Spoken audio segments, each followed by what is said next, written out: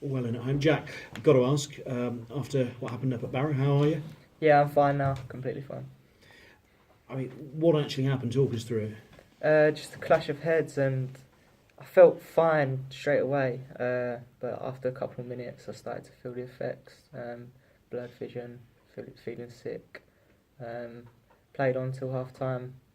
Then half time got worse really. So then decided to take me off. And presumably, player wants to carry on, but you can understand the decisions why it's kind of taken out of your hands, really. Yeah, I think the adrenaline really got me through till half time. Yeah, obviously I wanted to stay on, but I think the correct decision was to take me off. And taken off to hospital as well, and taken a bit of stick from the lads for making them all wait. Yeah, to be fair, I didn't take much stick, but I think the A&E was just a bit precautionary. I suppose no one's going to mind after you've got the victory away at Barrow on a journey like that. I mean, it's still going to be a happy journey back, isn't it? Yeah, I went with James, the kit man, to A&E, and we had it on the radio, so we was listening to what was happening and that. So, but yeah, fantastic victory by the boys. And moving into this game and also Tuesday's game as well, 2 games against teams in the bottom 4. I suppose avoiding complacency is the big thing because there's an opportunity to really cash in. Yeah, obviously people expect us to win because we're top of the league and they're obviously both in the bottom 4. Is that correct? Yeah. So we're expected to win, but as you say, we can't get complacent and need to do things right on the day. I mean, just the way that the team's been this season, there's been that sort of professional air. What do you think sort of has been the key to sort of keeping that focus? Just think the one main thing while we're all here, just we want to get promoted. So we go into every game wanting to win rather than expecting to win. So I think that's it really, yeah. And I suppose every game starts at 0-0, doesn't it? So always got to go out there and prove it. Yeah, exactly. Obviously, you'd had a spell out with injury beforehand. Just how sort of frustrating have the last couple of months been for you?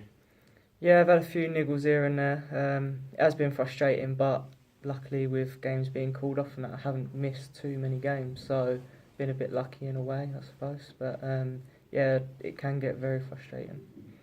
And suddenly there's a bit more competition at your position. People putting their hands up that can play it right back. Yeah, people have had to fill in. I don't mind that. Bit of competition always makes a player better. So yeah, I don't mind. And I suppose looking at just the way the squad's been, it's grown, and suddenly sort of that competition has come about. It's a lot stronger suddenly, isn't it? Yeah, I think we've got obviously competition all over the pitch. So as I said before, like competition makes players better, makes a team better. So yeah. Good man, thank you. Good luck. How frustrating was it, given the way that the game had started for you at Barrow, given that you were on the attack all the time and really sort of beginning to get right in them, creating the penalty, for instance? Yeah, it was obviously a great 20 minutes by the boys. Played a lot of good football, good first goal. As you say, I won the penalty. Then they changed it after about 20 minutes and the game started to become a lot more scrappier. I don't know how it was in the second half, but I've heard it was pretty much similar. But at the end of the day, we got 3 points. It's a tough place to go. Not many teams will win there. So, yeah.